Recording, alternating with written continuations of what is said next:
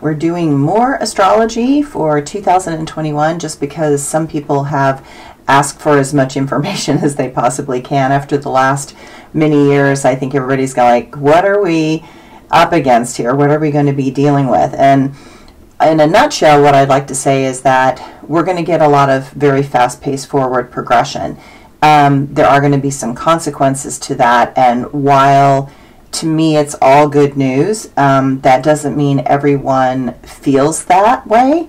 And because we're dealing with the fact that the U.S. chart is in a Pluto return between now and 2022-23, there's going to be a lot of upset. There's going to be a lot of chaos and uncertainty, and there's quite a few things that can cause really severe distress, but we're all trying to kind of make it as positive as we possibly can, because all progress ultimately teaches us how to move forward, and all progress forces us to adapt, and all progress shows us where we are weak in certain areas.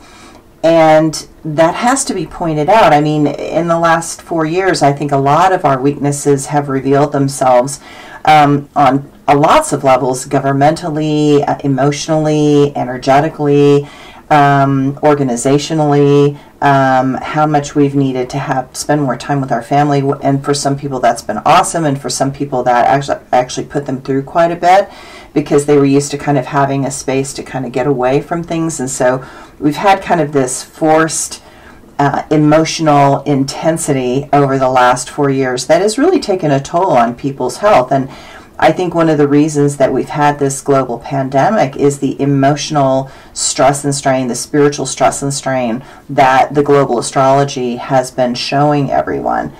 So overall, I think it's going to be good. That does not mean there are not going to be some serious challenges, especially the first quarter of the year. And in my book, if we can get past April 23rd of this year without some cataclysmic kind of thing, I'm going to be thrilled. I'll just be thrilled. So I put out this predictions in an earlier form, just so everybody knows, and I had some feedback, and so I've done a very, very, very slight modification, and I've added in this addendum. And in order to make sure that we're all trying to be conscious of everybody's challenges in this without stressing people out. And so we're going to do this again. So some of you have actually heard this before. I'm going to label this one slightly differently so that you can see that it's the slight modification, but it's very, very, very close to the same, with the exception of this addendum that I'm putting on at the beginning. Okay? All right. Thanks for tolerating all of this. Here we go. So when we look at this year as a whole, you will see the slow and steady progress influenced by all the air moving into the charts. While that feels wonderful and uplifting, it can also catalyze massive changes, exclamation point, that can be difficult to adjust to, exclamation point, exclamation point. And Saturn will stay in Aquarius the next 2.5 years approximately. And there is much work, which is Saturn, to do in the areas of progress, which is Aquarius, that have been left behind.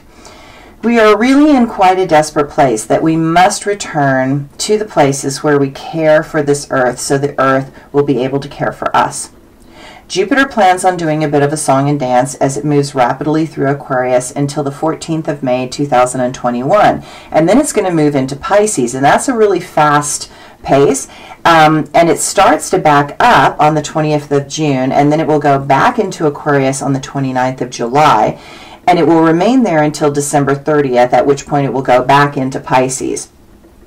While Aquarius is the humanitarian and opens us to feel the needs of others, Jupiter in Pisces says that it is time for healing on many levels. And Jupiter in Pisces is a very positive aspect, but it pulls us into humbleness and makes us fall back into manners and, you know, figuring out how to have a means to serve and help and aid. So those things start to come to the forefront. And fortunately, I do expect what will happen right there is art is going to flourish because funding is going to be restored to the nonprofits, and aid that is going to come to those that need help to keep our hopes alive with music and art. But also things like, Meals on Wheels and things like that. There's a whole bunch of things will come back in right there. But Jupiter, a very big optimistic planet, the largest planet that we have, is not a passive planet. After all, it's Zeus, the lightning god in Greece. And I expect those that carry ideas that are distasteful and undesirable to get called out in massive ways. And the lightning bolts of Zeus are going to be hitting obvious targets in a volley that will be an amazing light show if you are at a distance. You probably don't want to be near any of those karmic targets. I believe the hard fist of legal endeavors will press down on those that have been playing games of corruption and greed. And this is going to be a massive snowball. It'll be a massive snowball.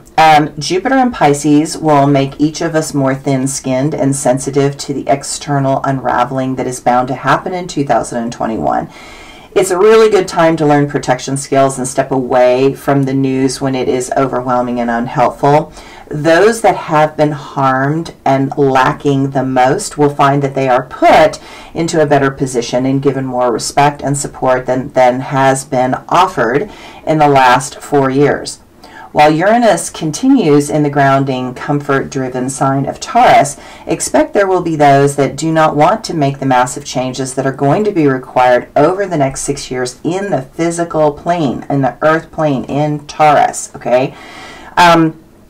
And those that hold the dreams of a new and better society will want to take radical ideas and approaches. But if we are to find a way to come together, we will have to recognize that small, consistent steps will not be blocked by those still clinging to past ways. If we try to do massive, big changes, the explosion of resistance may startle those same dreamers. Be warned, Inauguration Day is going to be one for the record books. And I wrote this again in December, and today a lot of things are going off. And so, yeah, expect unprecedented problems as many square off literally as the planets are also squaring off. There will be those who intend to create smoke bombs to confuse and conflate in the area of this transition. Some refuse to go quietly into the night. There are those that want to feel the nebulousness of this event to further support their belief in an unfair election, which is exactly what's happening today, which is the 6th of January. So, the only way to play the first quarter of 2021 is to be patient. Trust the universal's flow. Know that the time of Aquarius has arrived, and those that don't want it to be true will have to bend the knee to this new reality that cannot and will not be stopped. I mean, you know, the stars are bigger than us. The stars are bigger than our ego, right?